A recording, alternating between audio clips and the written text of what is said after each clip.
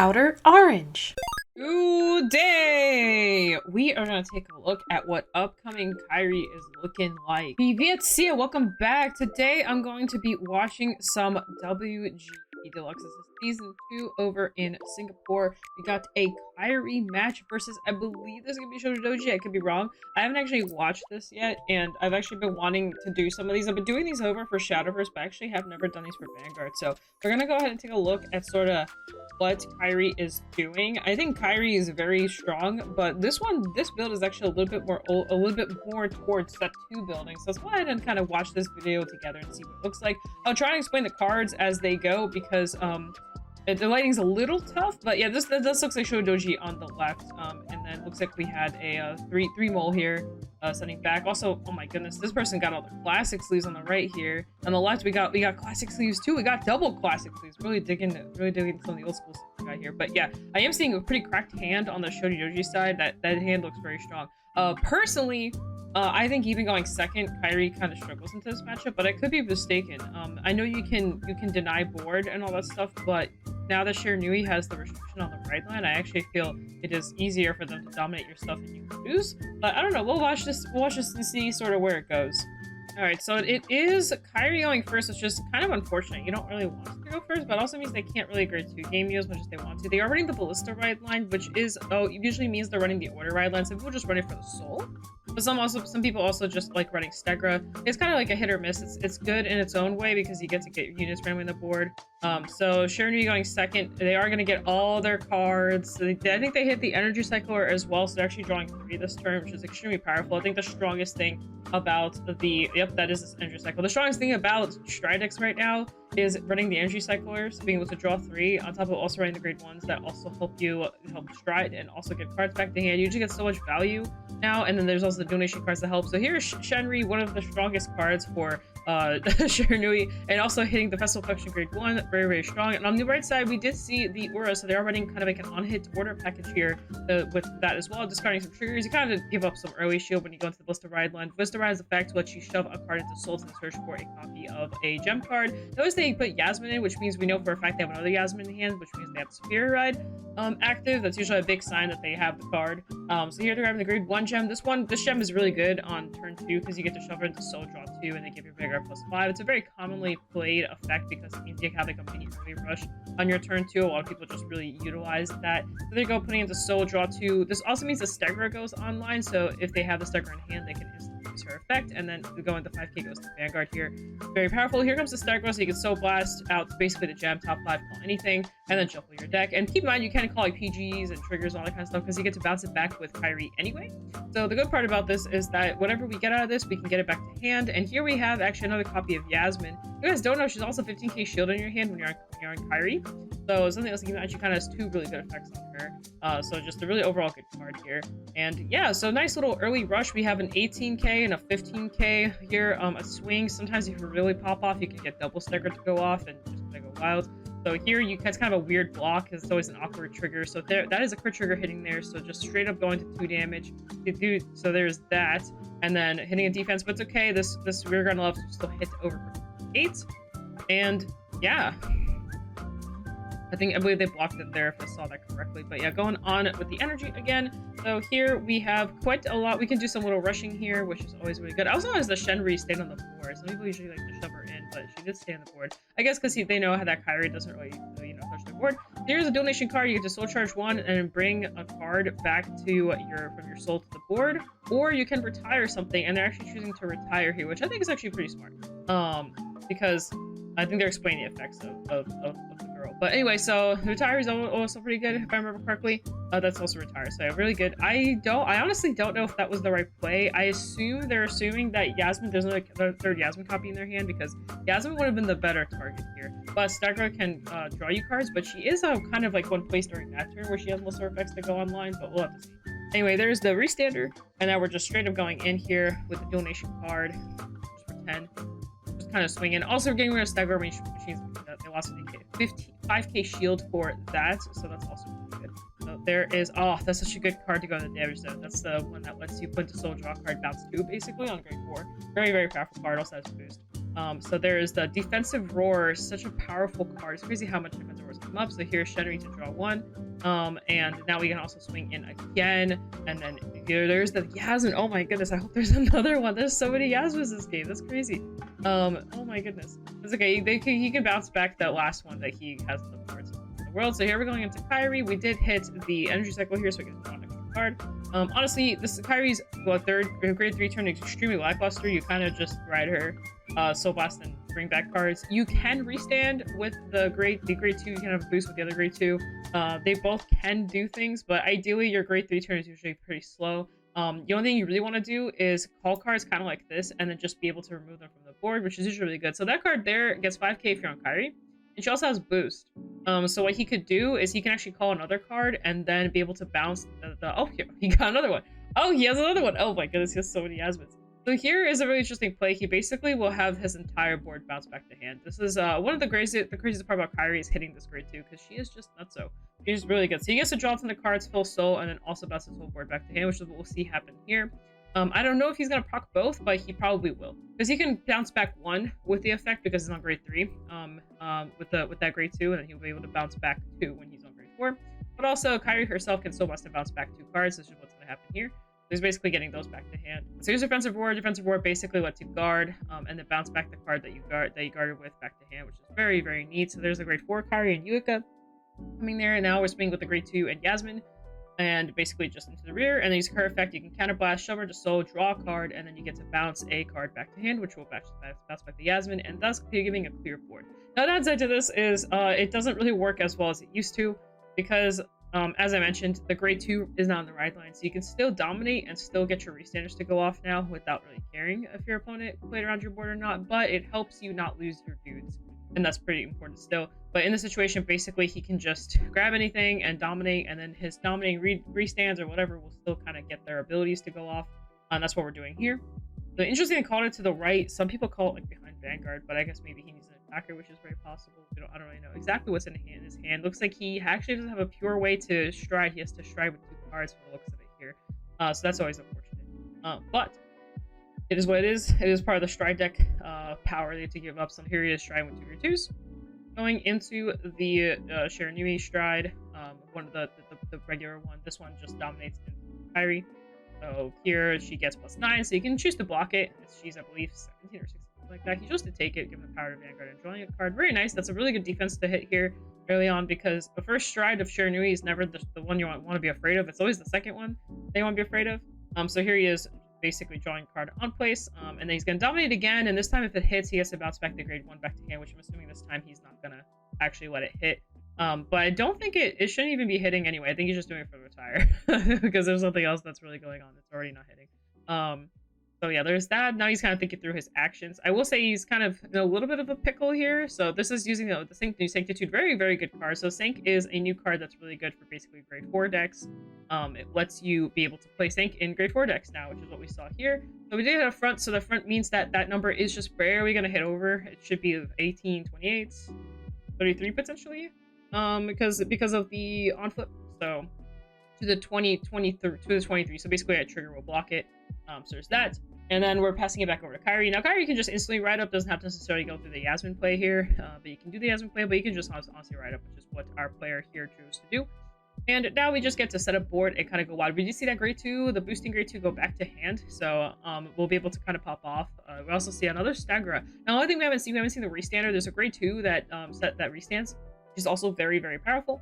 And then, oh my gosh, all the blocks coming out is so funny. I love all the blocks coming out. But anyway, so here we have basically a pretty good setup, I would say. I think the downside is that the restander is on the board. She is extremely powerful in this turn because you basically get to put triggers on her, and then all the power stays on her as you're doing stuff. But here we're going with Stagger. You get to draw some cards. At least we know that'll be bouncing. I guess he's bouncing it here. He's gonna bounce it now with the Yuika, which is very interesting because normally you don't, because he's boosting already. If you're boosting, then you're gonna bounce it type of thing. So hitting a trigger here, which kind of shuts down the comms a little bit. They're still gonna be annoying. They're just not gonna be as annoying. So he's here choosing to swing and basically just restand that column. Bounce and recall it is what he's doing here, which is interesting because some people usually when they don't have the restander, they just restand. They grab the 2 in the front row and bring them back. But since he had the defense, it did kind of make it no sense to do that. So here we are. this is Kyrie just swinging for 13. No specials. Like I said, normally you want the booster, the girl on the right, to be behind Vanguard, and where the girl is on the right, you want the restander to be. That's usually like ideal board state, because that way you get the 13k booster and just basically everything. So here we are swinging in. There's the restander. Oh, double restander. Whew, I know that feeling. Restander. Dude, drive checking the 2 cards you need the most. Drive checking the card you need twice. So we are doing that's just casual 18, 28 to 33, and then again he can use stagger one more time here to counterblast draw a card and get another 10k. So this is swing for 18, 28, 38, should be 43 going on in. Another thing that's good about the restander, she also gives a 5k front as well. So just again like a very, very menacing card to deal with. If our card player can live through this turn, we'll be in a good spot if they can live through this turn. So first we had to Soul Blast, bring out the Stegra, and then now we're going to shove the Grade 2 girl into Soul to then draw a card and bounce 2 cards back to hand, which will be targeting those cards. And that's how you get a really big hand. As you can see, Kyrie has a huge hand. I know a lot of people that Kyrie just accumulates some of the biggest hands ever. It's like, how? It's like, this is how. That's how it does it. It does require a lot of counterblast. It's one of those decks where if you keep giving it counterblast, it's going to keep doing stuff. It's definitely a deck where if you kind of don't give it too much counterblast, it suffers. Or if it damages itself, like if you damage it, you kind of get stuck. Because that's actually why in my list I run Caliburn. Caliburn really helps with dealing that counter charge situation because Lyrical has terrible counter charging otherwise. Anyway, so here he goes into Dominate. He dominates again the Stegra, going in to, I believe that might be the other one. I get them kind of a little confused, I'm not gonna lie. But we'll find out really quick. I'm assuming you went into the other one because you get triple drive off of Kyrie, so there's really no reason not to. But here he is having Stegra swing in. I think he's asking for numbers, basically how big it's gonna be here.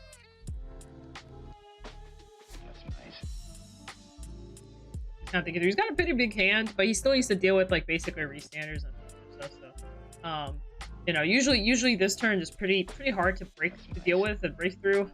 But again, I don't know how good his hand is. I'm not very good at knowing what Dragon Empire units look like. I just know the donation cards, as dumb as it sounds. I'm gonna do a little bit of trigger count there. That's nice. Chose to take it. The Stegra. He does need 1 counterblast, so he needs to take a damage somewhere, no matter what. So here he goes again. One thing I should notice about Shinru, Shinru like swing into rear guards. Like in this situation, they're like going into rears, and I kind of can't because rear guards are really thick. But it also means you're always applying pressure on the Vanguard. So here he goes. I think he's trying to think if he wants to draw for the effect, maybe? I don't know. I guess trying to figure out what he wants to do. I will say it is weird seeing a Shinru player not have like double, like a full front row, because normally that's how it is. So here he is flipping, so again, he's doing the thing is that. So I guess he's on the other Shinru strat. He's not on the other one. Very interesting. Ideally, into when you're playing as Kyrie, you definitely want to go into the one that dominates the Vanguard, and I don't think he's on it. Because if he were, I think he would have already done the dominate effect. But yeah, I do think he's on the first one. So anyway, swing in. We got some dominate here. So that's the grade 3 that lets you block for 15 because you're on grade 4. So it's just a very good little power shield card. On top of that, also drawing you from stride. Also draws you when you're on place. You can counterblast and draw cards with her. Very good dragon. So here he is restanding, attacking again. So he has numbers. That's 10, 20, 30, 35. Other side is looks like it's 18, 28, 33 from the looks of it. So here he is thinking out. He should have a P guard. Looks like he has OT in hand, so he'll probably be using that somewhere. I think he's trying to avoid using it, but he's gonna have to use it because it looks like he doesn't have a perfect guard, which is not very good. So yeah, using the OT. I don't think he had much choice there. So he's basically saying OT to pass. A little bit more than OT to pass, but that's 28, 38, 43 to make. So, dang, those are some dry jar checks. We did get a front there. We got a front there, so that's always good. Just that applies a little bit of pressure. They're both at 5, so you know, the fronts matter more in this situation. Swing in, the numbers basically just went 10k higher. He definitely should have the block. These numbers aren't that scary, to be honest. That's why I'm kind of surprised he didn't go into the Vanguard dominating one. But maybe there's something I'm missing. Like maybe I just don't know something. I'm not a Showdown player. The double Yasmin goes crazy. The double Yasmin goes crazy. I'm not gonna lie, I think our Showdown player is kind of cooked here. I'm gonna be honest with y'all. I don't know where the tempo shifted so hard. Maybe it's the fact that our player Dennis over here didn't have like a great stride pop off or something. I don't know what it is, but this does. I don't know why, but this doesn't look good. But I will say I don't know if it has to do with the fact that they were on a different stride or not. Like I don't know, because usually when I play into this matchup, it's usually hard for me. And usually you giving first, usually giving second to Sharon doesn't make it any better. But But that's what I'm saying. Like, I feel like everything was going against a Kyrie player here, and yet a Kyrie player is coming on top. So maybe there's something I'm missing. I don't know. But anyways, we go with the restander now, and we did have to give up a PG here, and we're not going to be able to bounce that back. That PG is staying on that board, so he's basically saying this is my last turn. So we're going with the restander first. It's 18, 28, 38. Very wonderful number. That's going to restand for 43, basically, with front row power. So very, very strong. So there he is blocking it, and then here we have, again, this number's a little smaller. It should be, I believe, 16, 26. 16, 26... 36, I believe. Yeah, but I don't think he's gonna have enough. I think he's gonna die on standing here. So he's the ability, so he's gonna bounce those two, and then basically recall out 2 more cards. And here he can actually call the restander as well if he likes. He's calling the trick. He's calling the trick. Oh, he went for Kyrie. I guess just for, that's interesting. I guess he went for numbers. Oh, he's out of CB, so he just went for a shield value. And then the other one does so blast, you restand, and then the front row gets +5. Which makes Kyrie an 18k, which means you basically can't block in nice intervals. And I am seeing that Shernui hand, that man is he does have 2 PGs. He actually does have 2 PGs, so he can basically OT block the Vanguard and then double PG each side, or he can do this too. Either works. Either works. So there's a PG, a heal. Heal is pretty important here. Heal is pretty important here. So there's that. But yeah, he should live this turn. I didn't realize he had 2 PGs in hand. A front. Nice. Lots of power. Lots of power here. So there's that. And 3 cards in hand. We do know there's a PG for both. We do know there's an OT and a PG in hand. So basically he can OT one side and PG the other. Under the assumption that he can block with an OT. Which is why I'm surprised he didn't just OT the van. So that's basically 18, 28, 38, 48, 53, I believe. Yeah, so there's the OT block. And the near side should be a PG here. Yep, there's the PG. Now the issue is, can he even stride? I don't even know. I don't even know if he can stride here. Can he? Can he stride? Sir? Can you stride? He can stride. He can stride. He has the grade 3. Actually, he has ladder as well. He can stride. Okay, yeah, he can stride. Okay. There, I thought the Kyrie player was gonna win. I ain't gonna lie. I thought they had it until I saw 2 PGs again. I was like, I think that's usually how you lose, because the Kyrie has no pressure. It's all just numbers.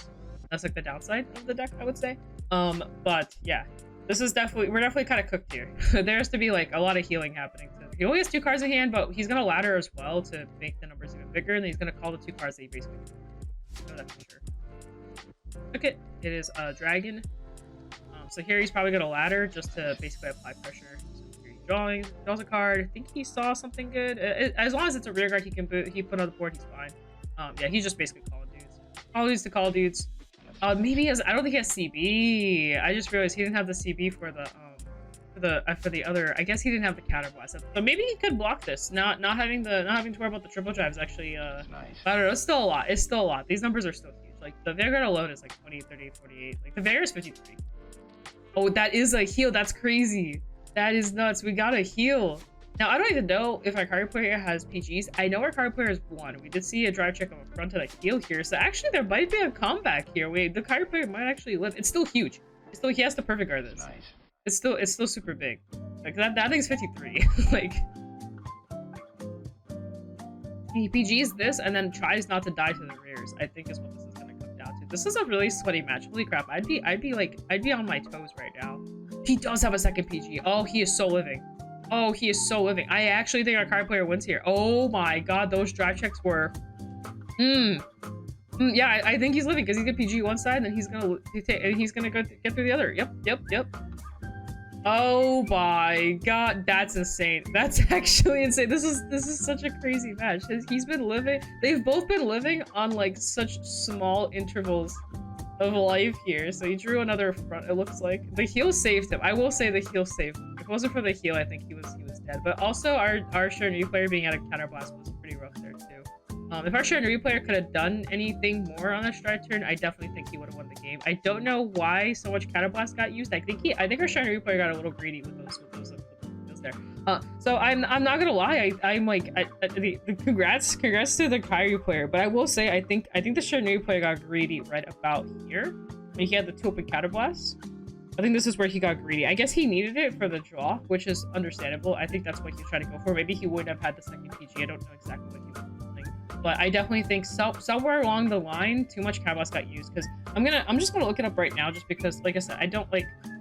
I don't normally I don't look at these strides that often. I'm not a big like I'm not a big Nui player. I just know what the deck does type of thing. But I just want to reread the strides here. I figured out you have to discard a share Nui in its card name. This stride. Okay, that makes way more sense now. It all came together, guys. It all came together. He literally couldn't go into the stride. If he went into the stride, he definitely had game. I guess the people I've been facing got really lucky because they always had that card in their hand. But on the other hand, I don't know if it's like I probably were searching out early. We're just keeping it in hand the whole game. I don't know. Anyway, long story short, it was a really good match. Now that I do know what was different there, I forget that those other strides are restricted to their specific units. Restricted to his very specific class. But anyway, Long Story Short was a good game, a very interesting game. Anyway, guys, thank you for watching. Please like, subscribe, comment, all that fun stuff. 50cards.shop, code ORANGE for all your goodies. We have set 3 coming out pretty soon, and we have Shadowverse set 6 coming out pretty soon. And what else do we have? We have Festival Collection, also not Festival Collection, Lyrical Collection around the corner. That's also a really beautiful set. So code ORANGE to save yourself some money. We also got some goodies coming out over in Japan, new sleeves, all this other stuff. So check out the website 50cards.shop. Other than that, guys, peace out. Das vidania. I'll see you guys in a future video. Bye.